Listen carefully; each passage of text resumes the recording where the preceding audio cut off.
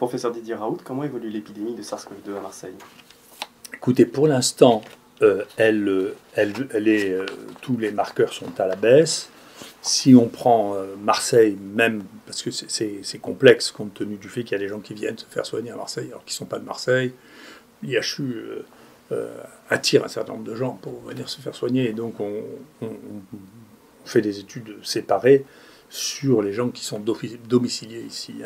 Donc on voit qu'on est, comme au printemps dernier, on est sur une tendance à la baisse. Je ne sais pas ce qui se passera après, mais il y a une tendance à la baisse qui est nette. On voit sur ce premier schéma. De là, c'est un schéma sur les patients en réanimation. Vous voyez que à un moment, il y a un peu de nervosité chez nos réanimateurs, mais le nombre de personnes en réanimation n'a pas dépassé ce que nous avons eu pendant la première épidémie. Et puis chez les patients décédés, en revanche, là, comme l'épidémie dure depuis longtemps, il y a eu beaucoup plus de patients décédés pendant cette période-là que ce qu'il y a eu ici avec une moyenne d'âge qui est la même, mais avec plus de patients décédés en dépit du fait que les moyens de prise en charge étaient meilleurs. Globalement, notre analyse à ce stade-là est que le variant qui a donné cet épisode que l'on voit ici, qui est le variant bleu, qui est le 4, celui qui est lié au vison, a plus tué que celui qu'on appelle le variant de Wuhan, qui est le premier, et tue plus aussi, semble-t-il, que le variant anglais qu'on trouve ici en rouge. Donc ça sont l'évolution des variants depuis le début de l'année. Donc le 4 disparaît, le UK s'est implanté, il semble être en train de régresser. Et voilà. Donc il y a une évolution qui a l'air d'être satisfaisante. On voit l'IHU n'est pas plein, le nombre de patients diagnostiqués diminue. On était à un moment, il n'y a pas longtemps, à 200 par jour, on est passé à 100 par jour, maintenant on est plus à 50 par jour diagnostiqués ici, sur place. Donc on voit bien le taux diminuer. Avez-vous des éléments qui permettent d'évaluer l'efficacité de la vaccination? On a des éléments préliminaires, mais il y a deux choses qui sont très intéressantes. Il y a eu 350 personnes vaccinées diagnostiquées ici, déjà. Donc il y a beaucoup. Donc on a eu une collègue là, qui nous a rapporté les données de la pharmacovigilance. Au moins, elle nous les rapportait dans toute la France. Il y avait moins de cas rapportés que simplement à l'IHU. Donc je pense que la saisie des données est peut-être incomplète. En tout cas, nous, on en a eu 350. L'incidence chez les vaccinés, première ou deuxième dose, quel que soit le vaccin, est à la moitié, chez les gens qui viennent se faire tester, elle est de 6% environ, elle est de la moitié de ceux qui ne sont pas vaccinés. Il n'y a pas une différence considérable. Et il y a 20% des gens qui viennent se faire vacciner ici, qui viennent se faire tester ici, qui ont été vaccinés, et la proportion de vaccinés dans la population est de 25%. Donc ce que l'on a est à peu près représentatif de la population, il y a sûrement des tas de biais, mais on ne doit pas être loin de la vérité. Quand on voit ça, on a l'impression qu'on est plus autour d'une protection de 50% que mieux que ça. C'est ce qu'on voit en pratique.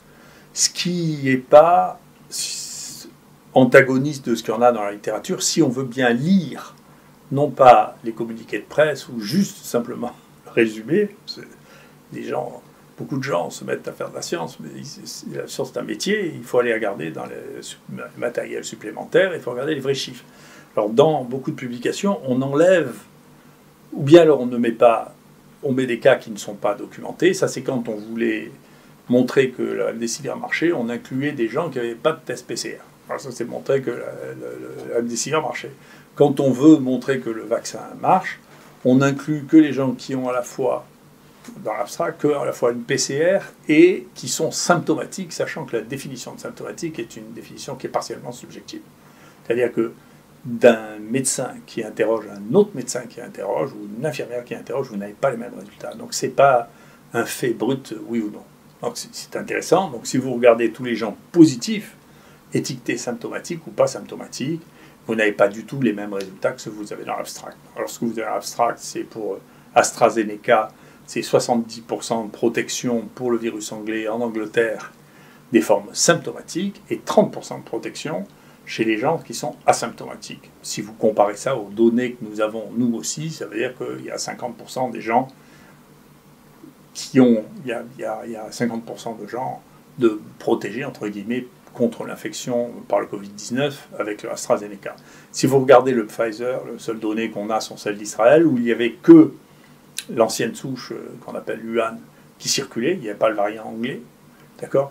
Et le taux de protection, là aussi, il faut le prendre avec précaution, c'est-à-dire que le résumé et les conclusions ne portent que sur les gens qui sont symptomatiques et ne comptent pas les gens qui sont asymptomatiques, pour lesquels le taux est beaucoup plus important et le degré de protection est beaucoup moins important que ce qu'il est pour les formes dites symptomatiques.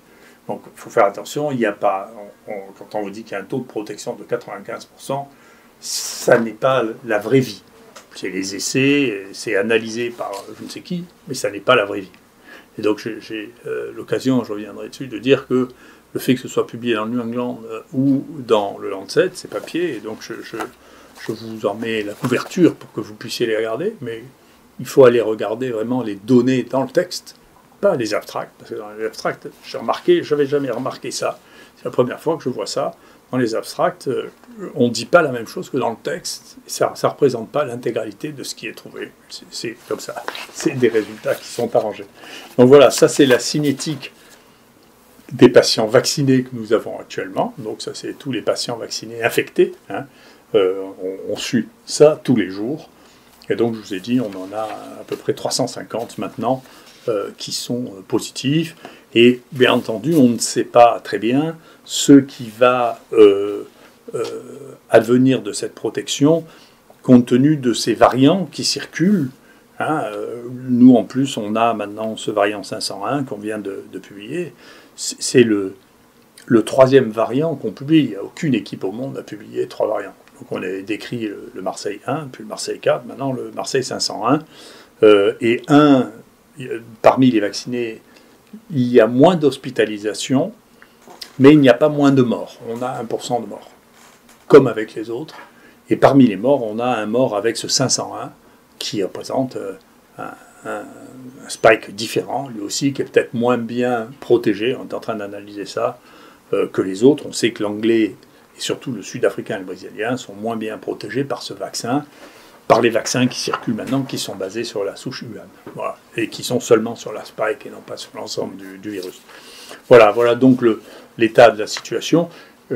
Donc dans les réflexions vaccinales, il faut intégrer plusieurs éléments. Il y a un travail qui vient de sortir à Paris, donc c'est pas le genre de travaux qu'on fait parce qu'on ne fait pas de big data, nous, sans avoir de médecins qui valident directement les données. On n'inclut pas les patients s'ils n'ont pas une PCR positive, parce qu'on considère que c'est des vérités plus informatiques que médicales. Quoi qu'il en soit, sur ce travail qui a été fait, ils ont montré que chez les gens qui étaient en ambulatoire, et en particulier qui avaient moins de 75 ans, la mortalité est entièrement négligeable, voire nulle. Donc il faut réfléchir à pas s'emballer, il faut prendre les choses, et en particulier dans les stratégies vaccinales. Moi, je ne suis pas un décideur, mais dans les données actuelles, on ne peut pas dire que les vaccins protègent d'une manière significative la circulation des virus, parce que les porteurs asymptomatiques, la proportion de porteurs asymptomatiques reste extrêmement importante. Donc l'idée du vaccin fait pour protéger le reste de la population est une idée qui n'est pas réaliste dans cette situation. Et la deuxième chose, c'est que, compte tenu des mutants qui circulent, il faudra faire attention. Ensuite, il y a une dernière chose que je veux dire sur les vaccins, qui est très étrange, qui sont en cours d'exploration, et que je n'ai pas vu rapporter, mais peut-être que ma bibliographie était incomplète, c'est que nous avons maintenant un nombre de gens qui est significatif, c'est-à-dire que l'on a 46 patients qui ont fait un Covid dans la semaine qui a suivi l'injection. Et c'est significatif par rapport à tout ce qu'on fait. Donc la chance, si on ne vous vaccine pas, que vous ayez dans la semaine un Covid, est moins importante que si on vous vaccine.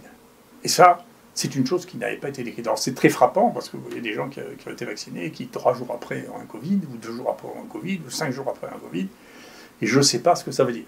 Est-ce que c'est des gens qui étaient porteurs asymptomatiques, et chez qui la vaccination a déclenché une réaction qui fait qu'ils sont devenus symptomatiques? C'est une vraie question. Si c'est le cas, ça veut dire qu'il y aura une réflexion à avoir à faire un test PCR chez les gens qu'on va vacciner pour être sûr qu'on ne va pas déclencher un Covid chez eux. Mais en tout cas, c'est un phénomène nouveau. J'ai essayé d'en prévenir les différentes autorités, je n'ai pas réussi à le faire pour l'instant, mais en tout cas, c'est un phénomène nouveau, important, dont il faut tenir compte, parce que, même si j'ai l'habitude maintenant, pendant une semaine, tout le monde dit que c'est pas vrai, vous verrez que 6 mois après, tout le monde dira c'est vrai, c'est un phénomène, parce que les phénomènes observés, vous savez, ils ne sont pas tellement subjectifs. Voilà. Donc, il y a un véritable phénomène qui est là, dont il faut tenir compte.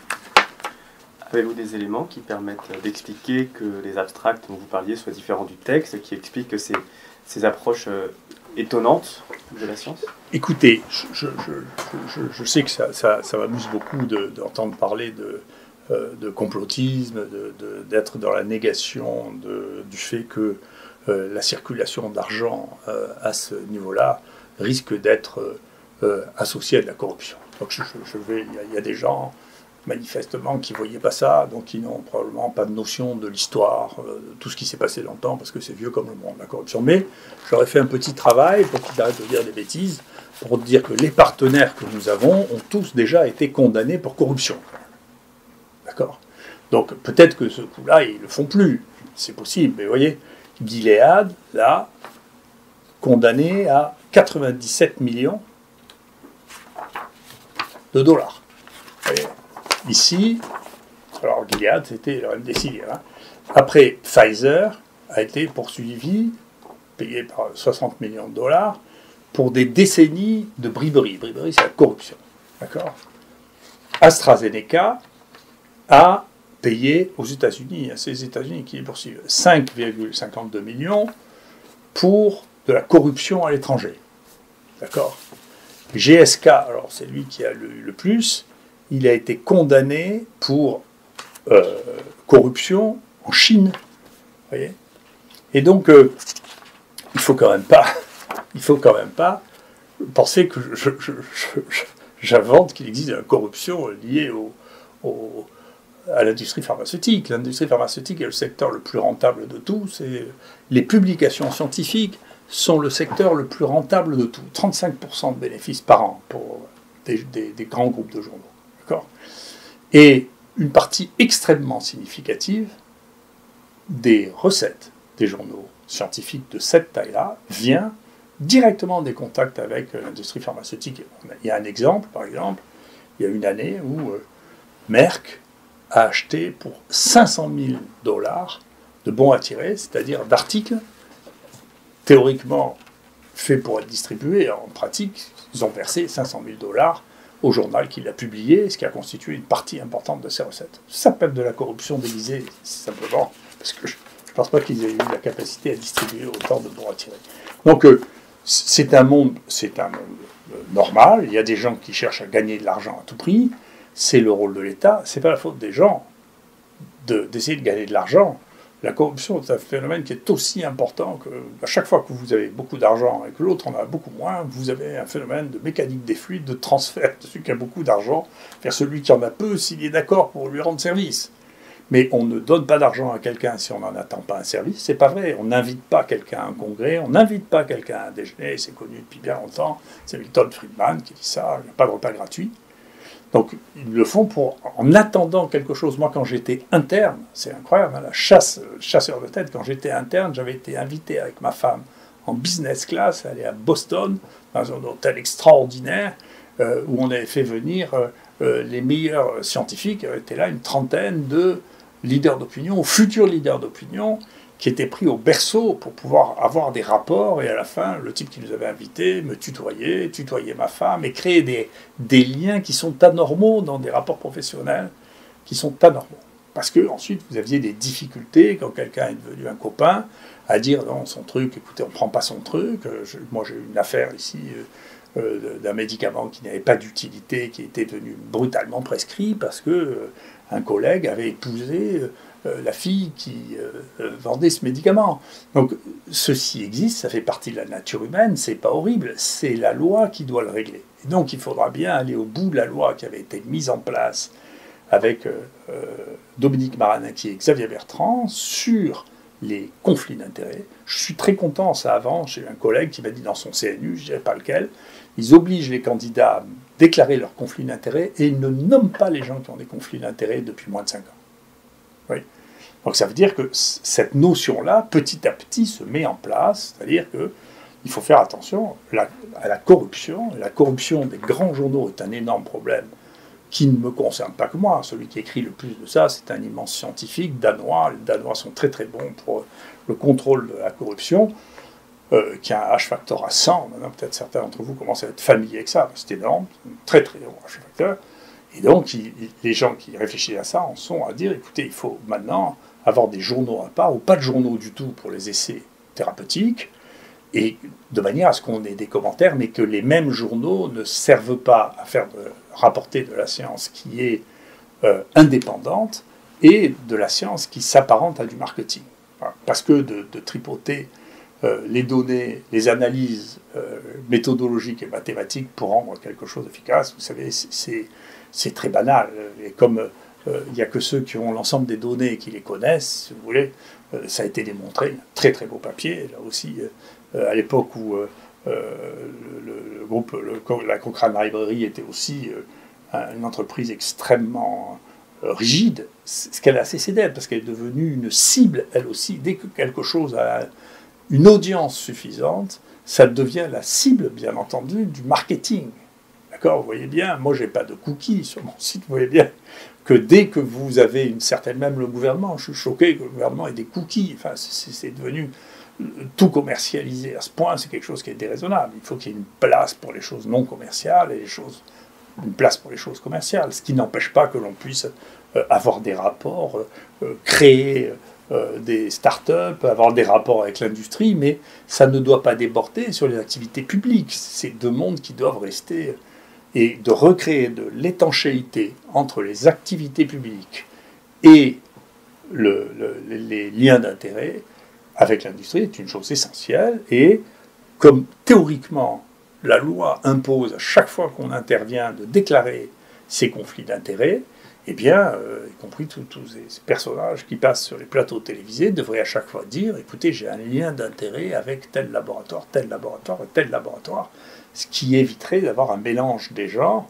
et des suspicions justifiées ou pas de corruption. Donc, je pense que c'est un point qui est négligé en France. Je pense qu'il faut arrêter de dire que c'est du complotisme parce qu'il y a des gens qui ont été condamnés à des sommes absolument colossales pour corruption. Pour ceux qui ne connaissent pas l'anglais, briberie, ça veut dire corruption. Donc, dans ces 4 textes que je vous montre, c'est de la briberie, c'est de la corruption. D'accord ? Et donc, il ne faut pas découvrir brutalement que les laboratoires peuvent corrompre les prescripteurs parce que c'est leurs clients, c'est comme ça. Donc, encore une fois, il faut revenir sur Terre, prendre les choses tant qu'elles ne sont, bien entendu, c'est les laboratoires qui commencent par les analyser. Il faut les laisser les analyser. Moi, personnellement, je ne trouve pas que de participer à des essais thérapeutiques dirigés par le laboratoire contribue à la connaissance spécifiquement. Personnellement, si aucune équipe française n'avait évalué ni le remdesivir, ni les médicaments contre le sida, ni le médicament contre les hépatites, je ne crois pas que ça changerait quoi que ce soit en recommandation. Donc il y a une partie de ces essais qui sont faits parce qu'il faut que quelqu'un les fasse, que ce soit en France, en Angleterre ou en Espagne, peu importe. Et ensuite, il faut que ce soit confirmé sur le terrain, indépendamment de l'industrie pharmaceutique, de manière à ce que l'on puisse avoir une véritable évaluation de ça.